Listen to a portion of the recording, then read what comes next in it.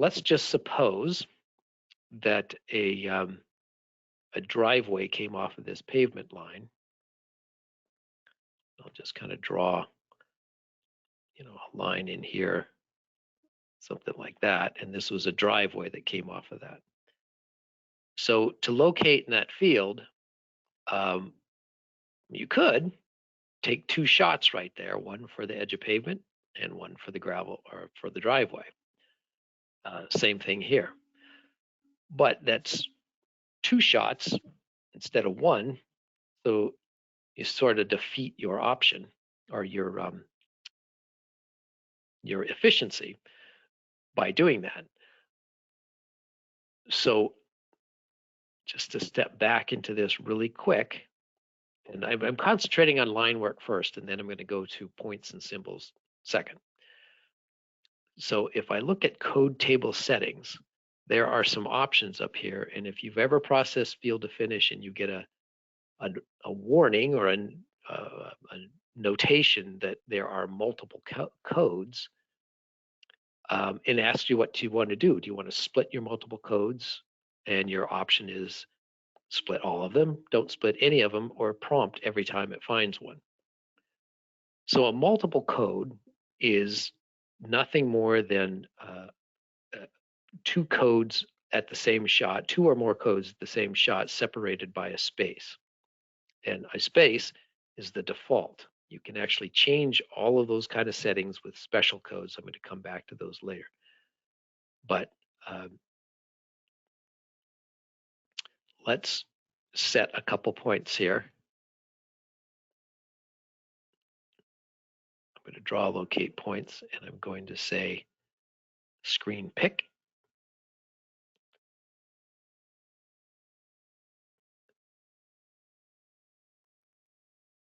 There, and that's elevation 101.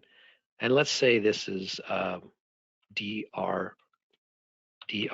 for driveway. Whatever you choose for a code, but this is all user defined. You're not restricted. And then you have another one here, DRV. So if I erase this stuff, I just kind of erase everything. If I was to process this again,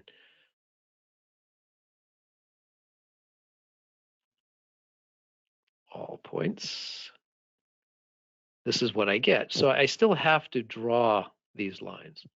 So how can I get this to draw from here to here?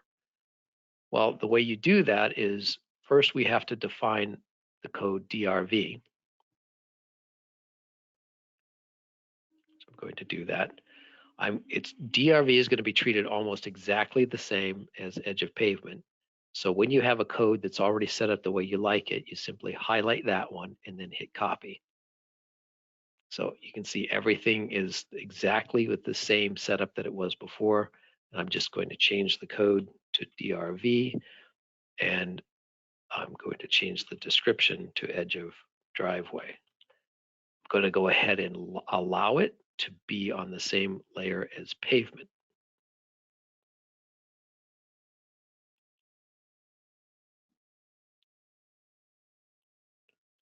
And now when I process those, I get these two lines connected here, but not back to here. So what happens is as you're walking along here, you come to a point of intersection with two lines that are connecting to each other. You will double code this. So what I'll say is point number 3 could have been decoded EP space DRV.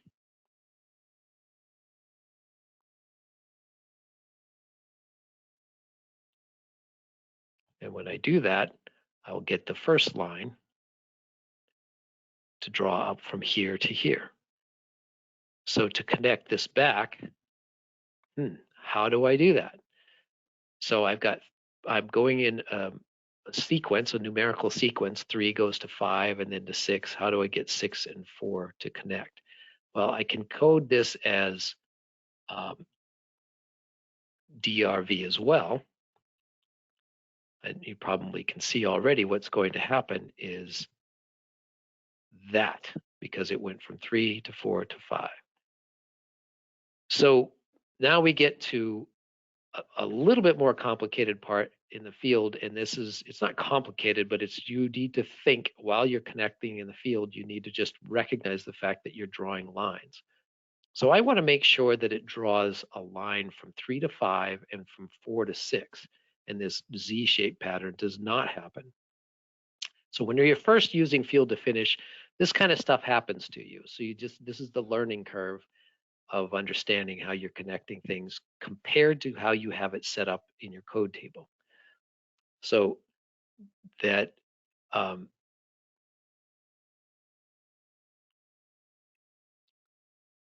so what I'm going to get to now is take a look quickly at special codes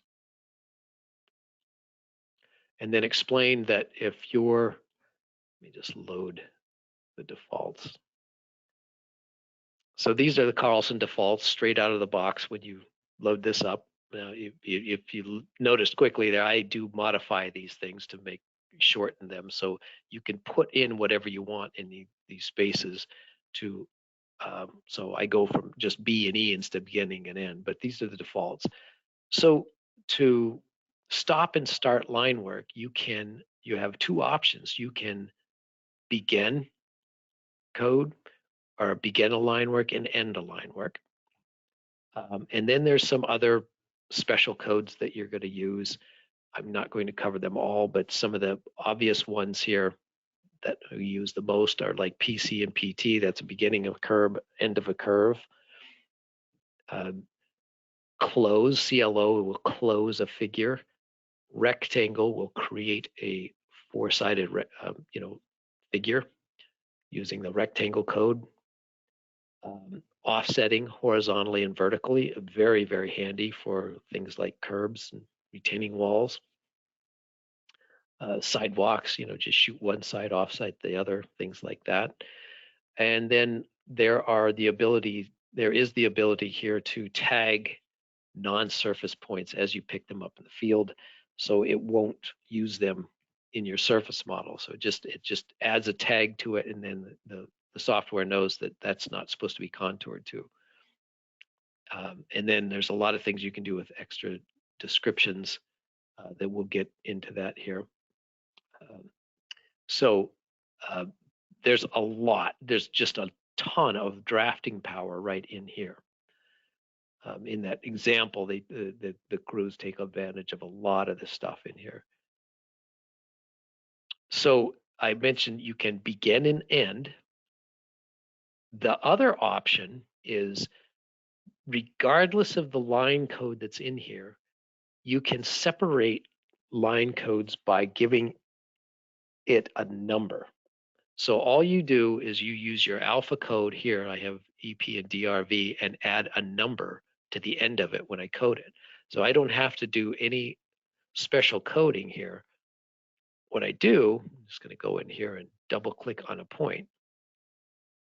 So instead of the EP is fine, that's connecting the way I want it to be.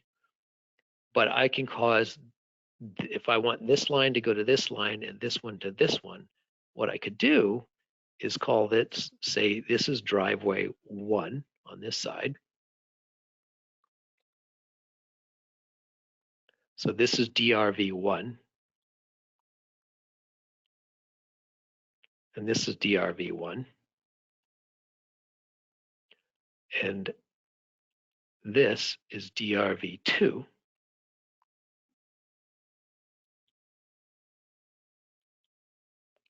And this is DRV2.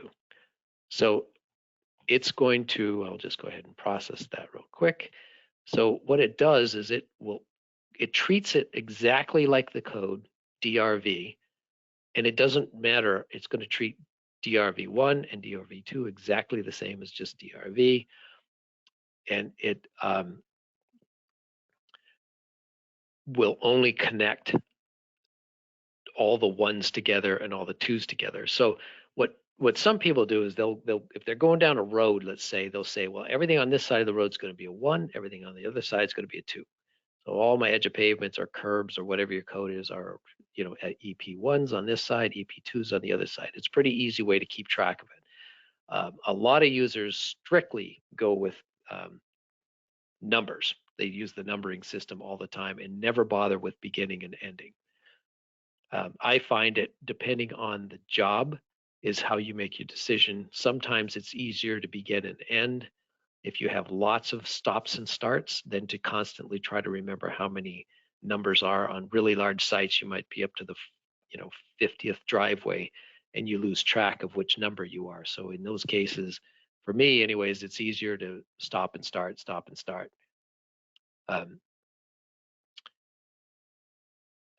So then so we're going to add another special code. This just really should be a curved line. So this could actually be the PC.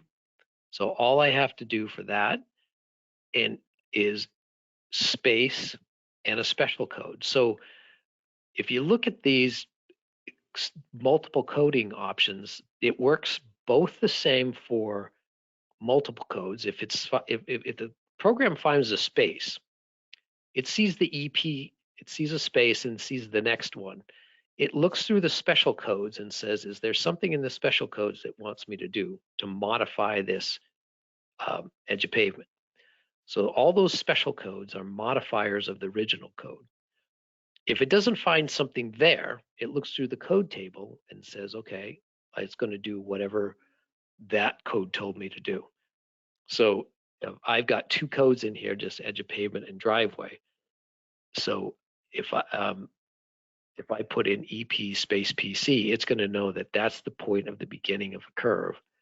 And when I do that, it now curves that. Not a very nice looking curve, but that's the curve that we picked up. I mean, the curve looks okay. It's just not very tangent right there. So, but when it curves it, it actually, this is the 3D line, it actually creates extra vertices because you can't have a true radius on a 3D polyline. A CAD just won't allow that. It's not a Carlson thing. If I freeze that though, the 2D line actually has a radius. So again, you've got your break lines in there. If I wanted to pretty this up, I could, modify things a little bit if I wanted to do that. Because sometimes it's hard to get everything perfect in the field. So if you noticed, I didn't tell it to end the curve. So if we just jump back in here real quick to the code table settings and special codes, the PC, if you put that at the beginning of a curve and don't put anything else, it assumes it's a 3-point curve. If you add a PT, so if you only have 3 points on the curve, then you don't need to add the PT. If you have a PT of multi-point curve, it looks at the PT, it looks backwards to the PC, and it does a fit curve of all the points in between.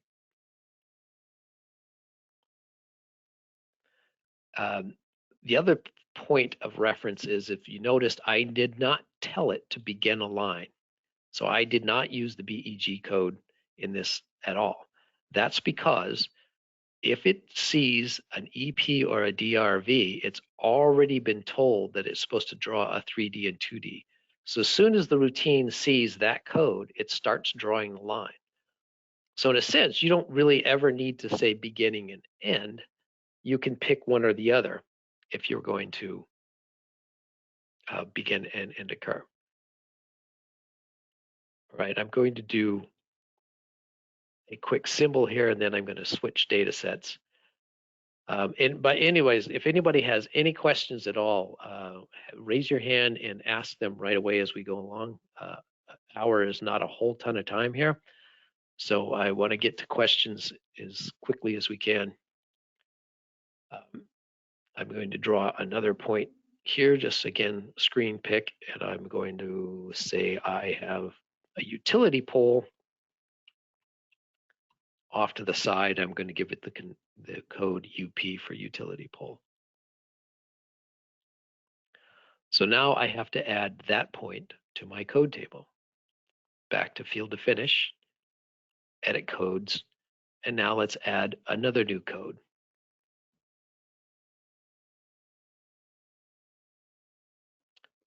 UP is the code name. Again, utility pole.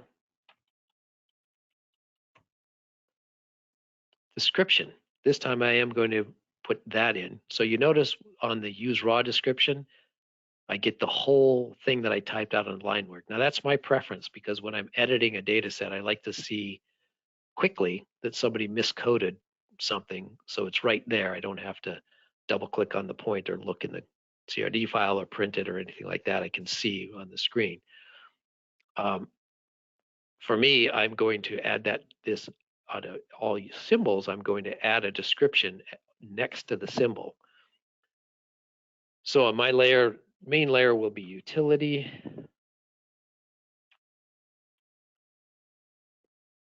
And in this case, it's going to be a point only. So here's again my minimum. Code, main layer, what is it? Entity type. Well, since it's a point only, I want to add a symbol to that.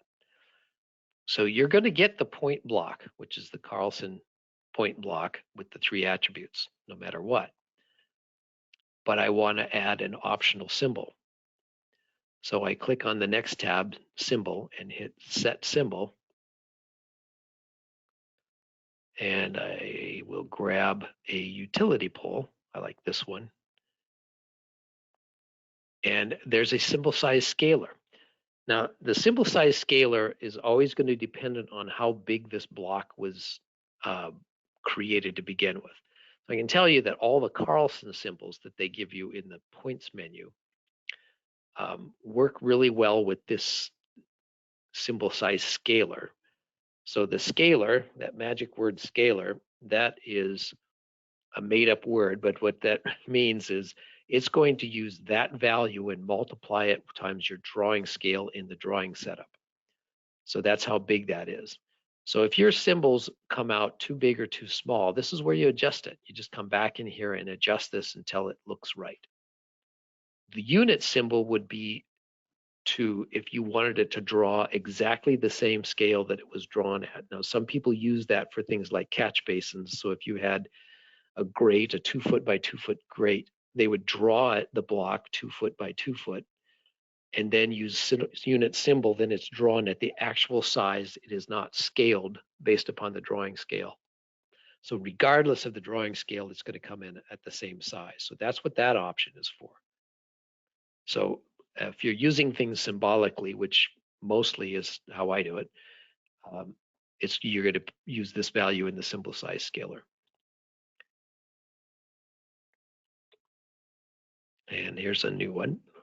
Hit save once in a while, exit this, and I'm going to draw that. And so now I get this block. So what's this going on here? Well, that's actually a node. So if you look at that, that's a CAD, AutoCAD. I'm in AutoCAD here. It's the same as IntelliCAD. It's called a point or a node. So that is actually a separate object from the block. And it's set to have that little X as a shape. That is actually controlled completely outside of Carlson. So Carlson gives you an option to draw an option to draw a symbol, but you can also have this little X so you can see where your point was. That if you want to control that, that's under settings and point style right here. And again, this is AutoCAD, but it's the exact same thing in IntelliCAD. And these are all the options of what your node, your point, your CAD node can look like. Again, now that's not the Carlson symbol. That's a separate look of the node. It's not a symbol. So I can actually turn it off by picking that one, or just a little dot. If I do that, it goes away completely, which looks great for this, but you can't see where the actual shot was. So you can change that to a dot or something, or if you don't like that. But that point block can come on a completely different layer than the symbol itself.